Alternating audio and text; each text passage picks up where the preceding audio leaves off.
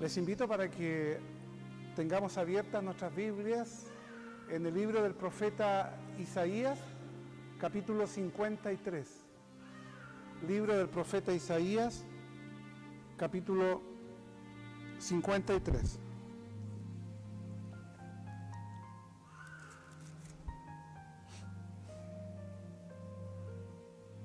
El sermón de esta tarde, noche, va a estar centrada en su primera parte, los primeros 6 versículos de este libro, que he titulado el sermón Isaías al pie de la cruz. Padre, en esta noche deseamos tu presencia y tu dirección para que tu palabra que va a ser entregada en este momento por tu siervo no sea mis pensamientos, no sea mis ideas, no sea mi sentir el que prevalezca, sino por sobre todas las cosas, Señor, tu palabra bendita, y tú me des la sabiduría para poder discernir y entender estas verdades y poderlas entregar según tu voluntad para edificación de tu pueblo y para gloria tuya. En el nombre de Jesús, amén. Isaías 53 es descrito como Isaías al pie de la cruz. Y leíamos en el devocional el Salmo 22. El Salmo 22 fue escrito alrededor de 1000 años antes de que naciera Cristo y describe con una exactitud, al igual que el capítulo 53, entre otros pasajes del profeta Isaías,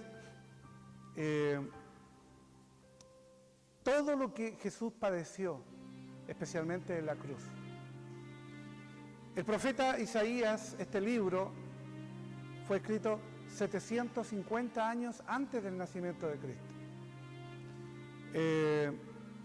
Y alguien dijo como que si Isaías hubiese estado al pie de la cruz en el Calvario, escribiendo este libro. Incluso es tal su exactitud acerca del nacimiento, la muerte y resurrección del Señor, que muchos dudaron que hubiese sido escrito antes de Cristo. Los teólogos modernistas, los escépticos, por mucho tiempo pusieron en tela de juicio que este libro haya sido escrito 750 años antes de Cristo. Y en la cueva de Qumran, años después de la muerte de Jesús, se encontró una copia, se encontró una cueva muy oculta, una cantidad tremenda de manuscritos de libros antiguos, la gran mayoría libros del Antiguo Testamento escritos a mano, por supuesto, y allí se encontró una copia del libro del profeta Isaías. Y mediante técnicas como la técnica del carbono y otras más, lograron descubrir los científicos que tenía una data de 200 años antes de Cristo. Por lo tanto, fue un tapabocas para aquellos agnósticos, aquellos incrédulos y aquellos teólogos modernistas que ponían en duda la veracidad de este pasaje. En esta noche solamente me quiero centrar en los primeros versículos del capítulo 53, que se dice es el mismo corazón, o es el corazón mismo de Isaías, que nos lleva a la cruz. Conviene decir que en el Nuevo Testamento se cita por lo menos unas 85 veces a este capítulo 53. 85 veces que se menciona, ¿no es cierto?, el capítulo 53 de Isaías, que es un pasaje muy potente. Aun cuando la profecía concerniente a la pasión, muerte y resurrección del Señor comenzaba en el capítulo anterior, en el 52, yo esta tarde, noche, quiero centrarme especialmente en el 53.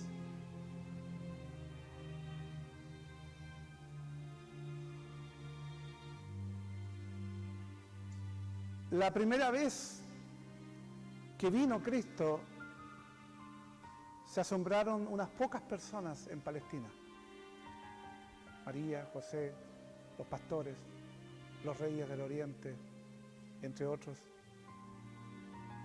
Pero este libro profético de Isaías nos señala de que la próxima vez que venga ya no será de la misma forma, sino que asombrará al mundo. Y tengan abiertas sus Biblias en Isaías capítulo 53, porque revisaremos someramente los primeros 6 versículos donde se traza la vida y el ministerio de Cristo. Algo que era impensado para los judíos, y por eso los judíos en su gran mayoría despreciaron a Cristo, era que estaba profetizado de que Jesús sería rechazado por su propio pueblo. Y leo Isaías 53. ¿Quién ha creído a nuestro anuncio? ¿Y sobre quién se ha manifestado el brazo de Jehová?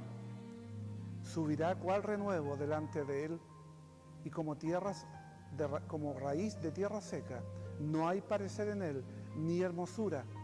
Le veremos, mas sin atractivo, para que le deseemos. Despreciado y desechado entre los hombres, varón de dolores, experimentado en quebranto, y como que escondimos de él el rostro, fue menospreciado y no lo estimamos. Los primeros 3 versículos de Isaías 53. Aquí se anuncia la incredulidad de Israel. Le vieron, le oyeron, pero no confiaron en él. Y por eso Jesús relata esto, y Juan describe en el capítulo 1, versículo 11, a lo suyo vino a cumplir la misión del Padre. Y los suyos, su pueblo judío, y los suyos, dice, no le recibieron. Hubo un rechazo aquí triple. Rechazaron sus palabras. Cuando él hablaba del anuncio, fue rechazado. Pero también fueron rechazadas sus obras. El brazo de Jehová, que a través de su Hijo Jesucristo estaba obrando. Y finalmente fue rechazada y despreciada su persona. Por lo tanto, el pueblo judío lo rechazó de manera triple: sus palabras, sus obras y su persona. Todos sabemos que Jesús no nació en un palacio, sino que nació en un establo ahí en Belén, y creció en un pueblo despreciado, lleno de prejuicios, como era Nazaret. Pero aquí la palabra renuevo significa literalmente un pequeño arbusto. Este pequeño arbusto, este renuevo, es el que iba a brotar de una rama baja de Nazaret, de quien se pensaba no podía salir nada bueno de allí. De allí un renuevo salió. En otras palabras, Cristo no era un gran árbol, sino era un arbusto humilde. Y cuando apareció, la nación estaba espiritualmente desolada y seca. Es cierto, tenían su forma de religión, pero no tenían vida. Eran formalismos, eran tradiciones, eran costumbres. Era una mera y vana religión. Y debido a que Él trajo vida, en vez de el pueblo recibirlo, estaba profetizado ya 750 años antes que sería rechazado. ¿Qué hombre más asombroso, humano, subirá, dice el profeta Isaías, o crecerá?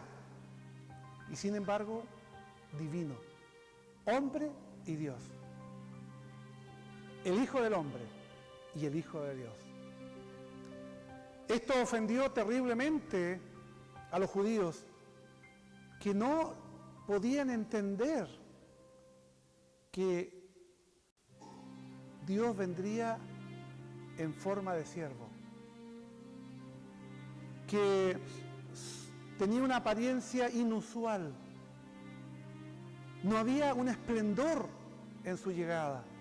Había nacido en un pesebre, que es el lugar más humilde, más indeseable.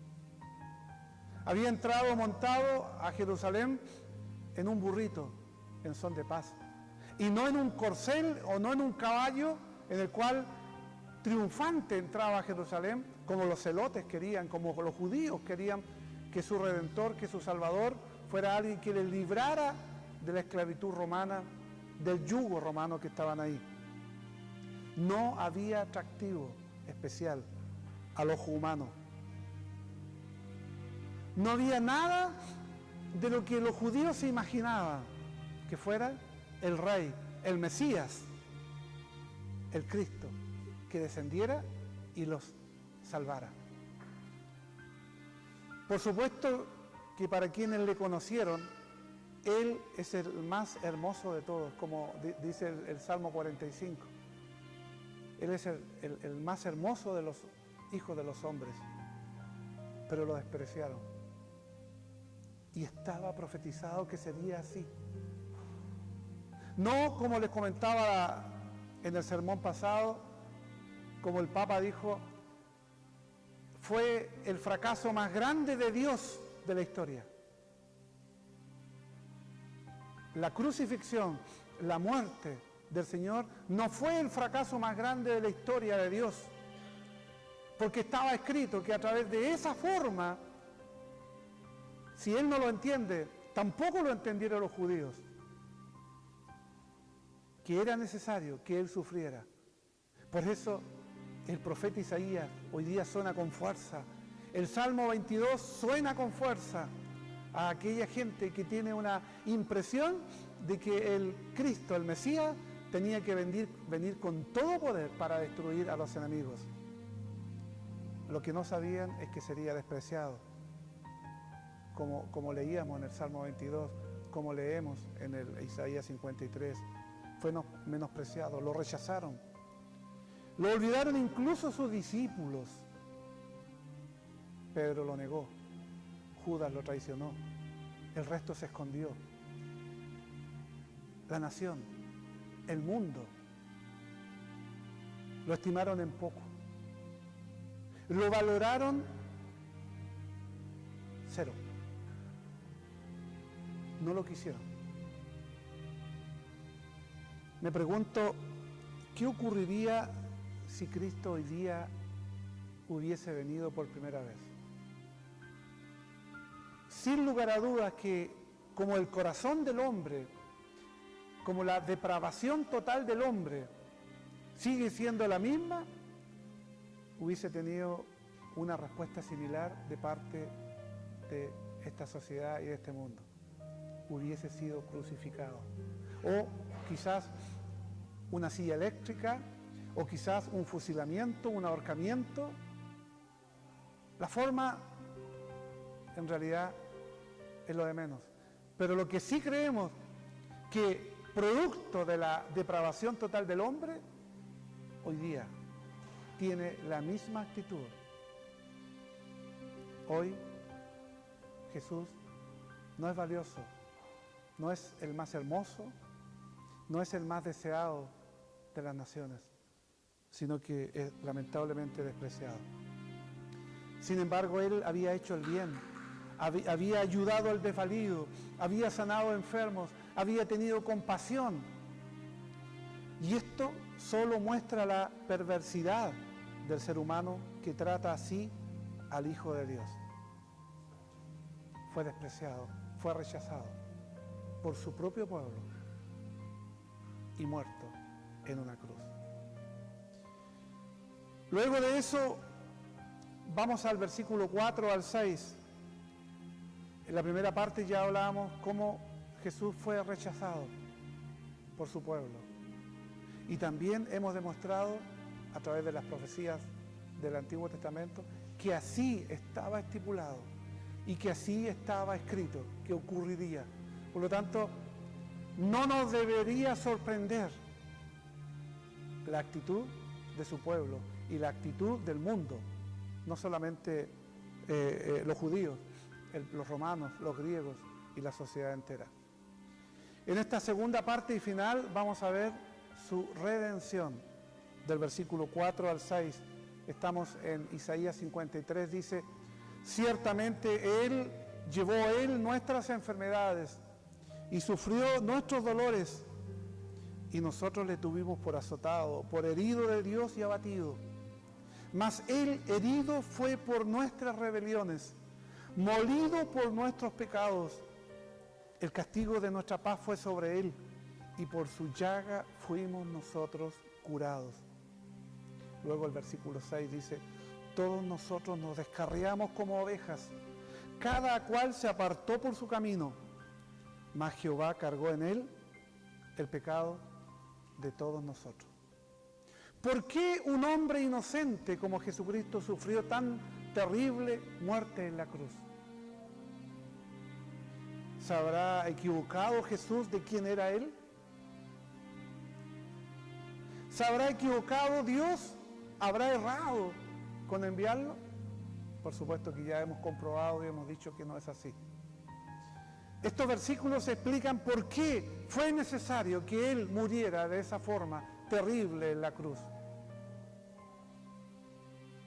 Dice: tomó el lugar de los pecadores, tomó nuestro lugar. Éramos nosotros los que deberíamos haber estado allí a causa de nuestro pecado, a causa de nuestra maldad. Éramos nosotros los que deberíamos estar allí siendo crucificados, mas Él tomó nuestro lugar voluntariamente. ¿Y por qué Él? Porque ningún otro pecador, ninguno de nosotros pudo haberlo hecho. Ningún pecador puede salvar a los pecadores. Fue el santo y justo Hijo de Dios quien tuvo que dar su vida en rescate nuestro. Tomó el lugar de los pecadores y llevó el juicio en lugar de ellos. Él, el juicio y la ira de Dios cayó sobre Él en vez de que cayera sobre nosotros.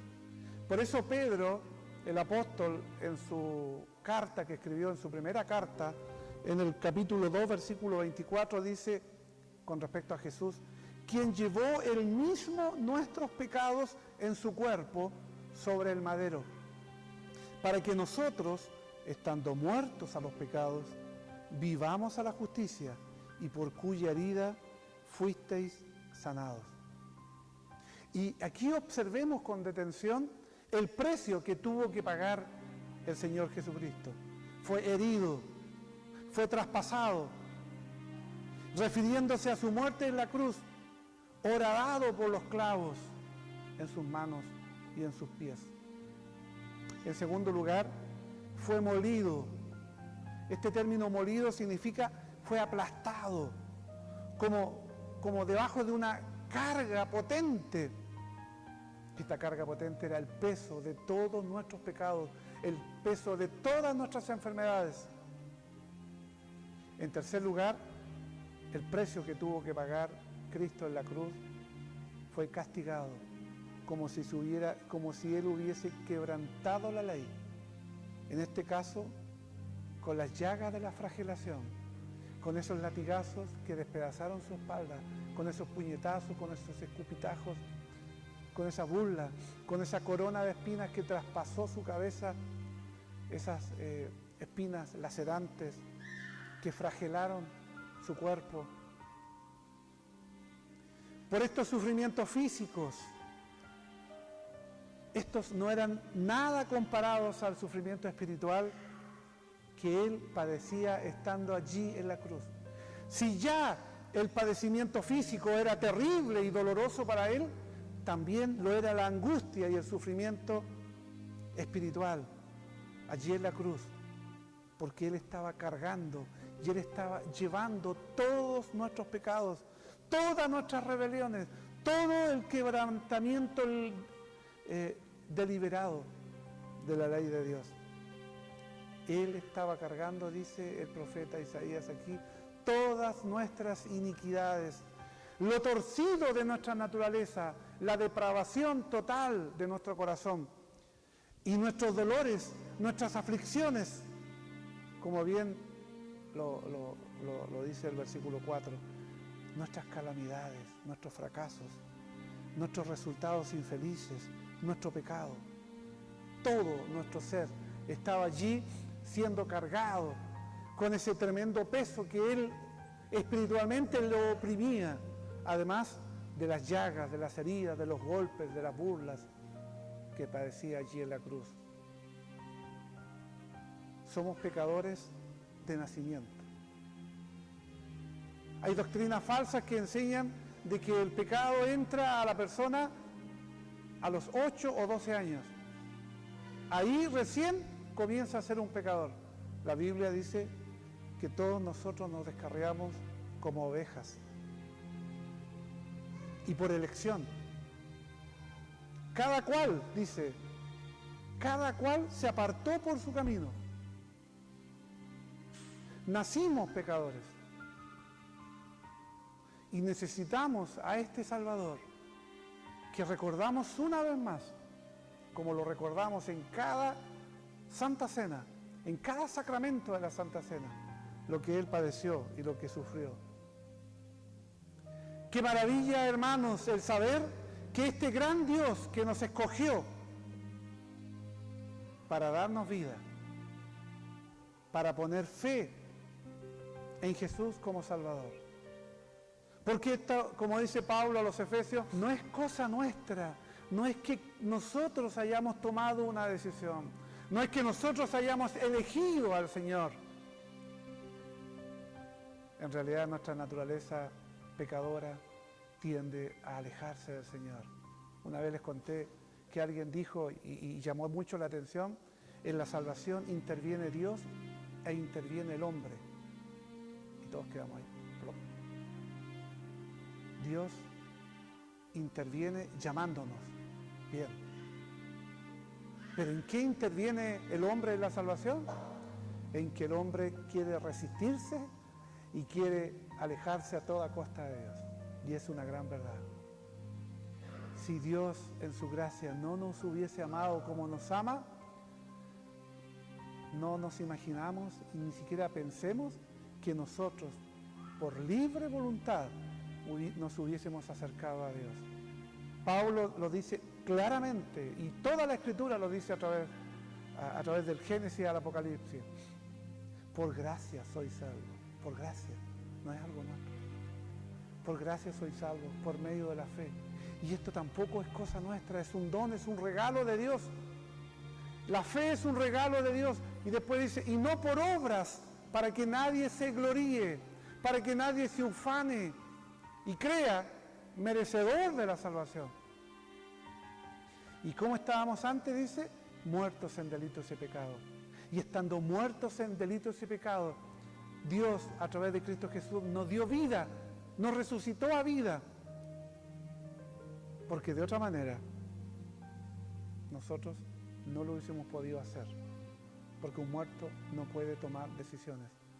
Y tuvo que darnos vida y poner fe en nuestros corazones para creer en Cristo. Por lo tanto, la gloria es para Dios de todas maneras. Y por eso que hoy día, al recordar este hecho tan, por un lado, tan doloroso y por otro lado, de tanto beneficio espiritual, hay una mezcla de dolor al ver el sufrimiento del Señor, pero por otro lado, un gozo el sabernos escogidos, amados por el Señor y redimidos por su sangre. Hoy decimos Hosana como aquellos que gritaron a la entrada triunfal de Jesús a Jerusalén. Este Hosana sigue vigente. La palabra Hosana es una palabra hebrea que significa sálvanos, Rey, ahora. Sálvanos, Rey, ahora. Debe ser el clamor de un pueblo que, tocado por la gracia del Señor, acudimos a Él no por voluntad propia, sino que su llamado es irresistible. Otra doctrina fundamental, depravación total del hombre, pecado. Llamado de parte de Dios irresistible, al cual no nos podemos resistir.